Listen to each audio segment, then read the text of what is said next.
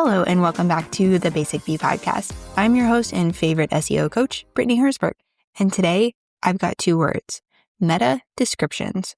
You may not know what it's called, but I guarantee you know what it is. Follow me.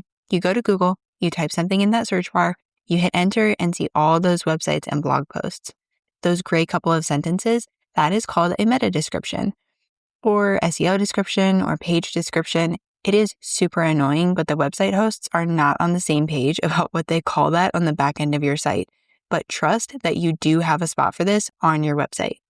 In my SEO group coaching program, we've hit the turning point, the moment where it all starts to click, where the curriculum layout makes sense, the vision starts taking shape, and everything is just moving right along. The keywords, the SEO pieces, the entire website. We met that moment just last week. Those first few weeks always just feel like a lot, and there's no way around it. Your brain is rewiring, old beliefs are being scrubbed, and new ones are sliding into place. I'm talking everything from social media marketing is the only way to SEO is so much more sustainable, from do people even want what I have to look how many people are searching for this, from SEO is only for my website to, oh, that's how I show up in AI searches? The unknown, aka SEO in this case, suddenly goes from this scary monster to your biz bestie, and it is such a fun journey to watch unfold. Among other things that happened last week, I got a comment in a Google Doc from one of my SEO and growers, and that inspired this entire episode. This SEO and grow business owner is super motivated. She's also already familiar with SEO. She's in the program to take things to the next level. That's a story for another day, though. What you need to know is that everyone sends in homework for me to review. Things like their list of initial keyword research, to SEO titles and meta description drafts. When I was reviewing her homework, I noticed a recurring theme. Her meta descriptions did not feel like her. Before I get into what I shared with her so that she could change that very easily, let's back up a bit. A meta description is supposed to be a summary of what's on that page or blog post. It should be 140 to 155 characters. Now, you can technically go up to 160 characters, but I suggest aiming for 155 because that way, if you go over a couple, then you still got space and you can totally run with that one. This should be unique for every single website page and blog post. If you have podcast episodes like I do that you turn into blog posts, you can always templatize the meta description. If you ever go look at mine, they say something like, in this episode of the Basic Bee podcast. They need to be filled in, but you don't need to break your brain in order to create these meta descriptions. To snoop on your own meta description, I want you to open a Google Chrome browser and make sure you've downloaded Detailed SEO. It's a Chrome extension.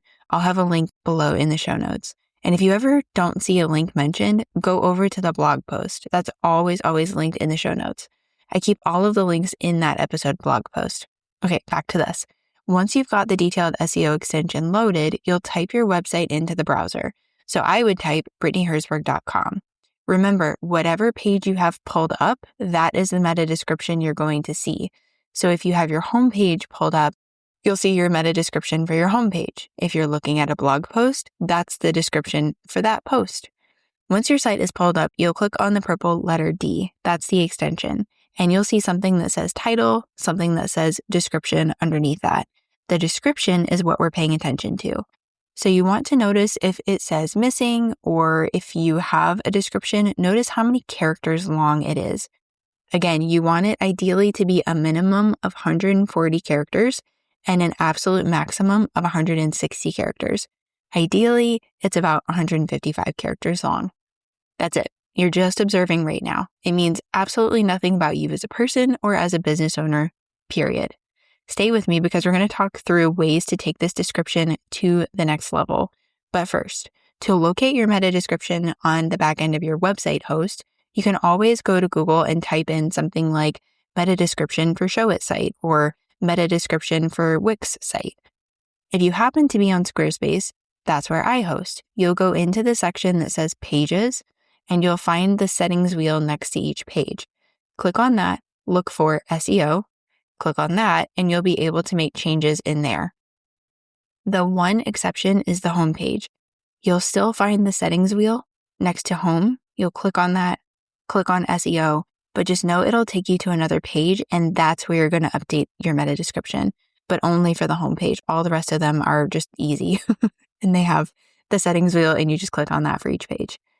Every website has a space to type in your unique meta description for that page. Some of them are just easier to get to than others. One more thing I want to point out here is that you'll likely see some kind of character count right next to the meta description, but you cannot trust that. For whatever reason, website hosts don't put the same character count there, and they don't typically even put the accurate character count there. So listen to the advice I gave you earlier and stick with that. Okay, promise me.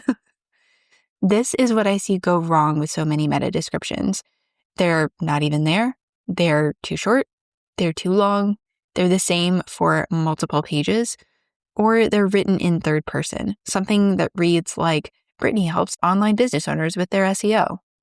These don't work because you're either giving zero information and asking the bots to take a guess, or you're sharing too much, which actually gets cut off and leaves people feeling subconsciously like you're not giving them the full information, or being so vague and general about your business that people aren't able to easily self-select and say, yes, that's me. This is what I've been looking for.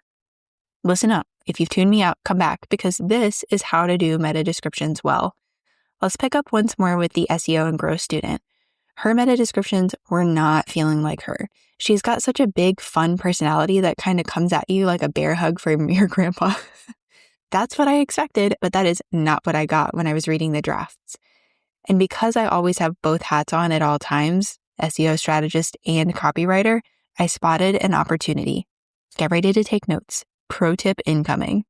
Start by pulling copy from that page. You do not have to start from a blank page with a blinking cursor. Use copy you already have. Bonus points because this is good for consistency of your messaging. If this page is live and you like the copy that's on there, pull copy from that page. If, however, you're reworking the copy in a Google Doc, pull the copy from that document.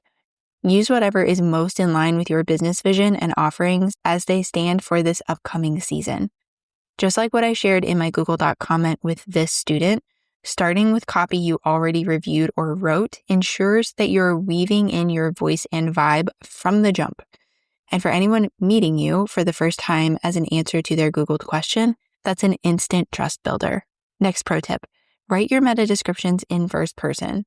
When you write your meta descriptions like a little mini love letter from you to the potential website visitor, aka lead, aka aligned human, this is just another way you can establish a connection and possibly trust very early on. If this is the first time they're interacting with you online and they feel like you're talking to them, that's huge. That feels really personal. And especially given the service you offer, think birth photography or a functional medicine practitioner or even website designer, that personal touch, that connection can often lead to so much. To them feeling comfortable with you, wanting to go visit your site, taking the next step to sign up for your email list, taking a moment to reach out to you, filling out your inquiry form. All of these things we want to have happen can start with just a simple little love note written from you to your ideal person in that meta description. With all of that being said, your task is to review your homepage meta description. What's happening? What does it say? Is it written in first person? Is it 140 to 155 characters long? Does it even feel like your voice or your vibe? If you're not happy with it for any of those reasons, your next step is going to be to rewrite it. This is usually where people are like, did I do this right, Brittany? If you want that extra layer of support and insurance that you've done it right, SEO and Grow is the best place for you to be. In there, we're looking at meta descriptions for every single one of your main website pages. Homepage, about page, services pages, opt-in pages, sales pages, you get the idea. And then we move on to doing the same thing for your blog posts. You get really good at creating solid meta descriptions that intrigue people and lead them to click to your website and often to take a next step, like sign up for your email newsletter or listen to your podcast or even fill out your inquiry form. My SEO titles and meta descriptions were some of the very first pieces of my SEO strategy that I changed once I learned about SEO. And you know what? The changes I made led to everything I just shared with you. More traffic, engagement, inquiries, even sales. And my clients get to experience those same wins. sometimes in record time. I'm talking like 2 weeks. It is shocking how quickly your website can go to work for you once you program it with the right information. Take action this week and come find me on Instagram. I want to hear your experience and your wins. I love getting to celebrate with you. I'll be back here very soon. And in the meantime, remember, I'm cheering you on your SEO journey.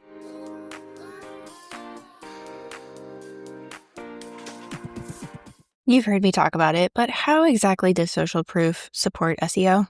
Well, your clients are kind of freaking brilliant because when they share what it's like to work with you or what they were able to achieve or accomplish with your help, they use words that other people are searching for. For real, they'll say things like, I walk away with practical tips to apply SEO to my own business, or all online business owners need to know about your SEO course, or Brittany helps me understand SEO in a real and tangible way. You know what's coming next, right? I need your help to get the Basic Bee podcast reaching more of the right ear holes.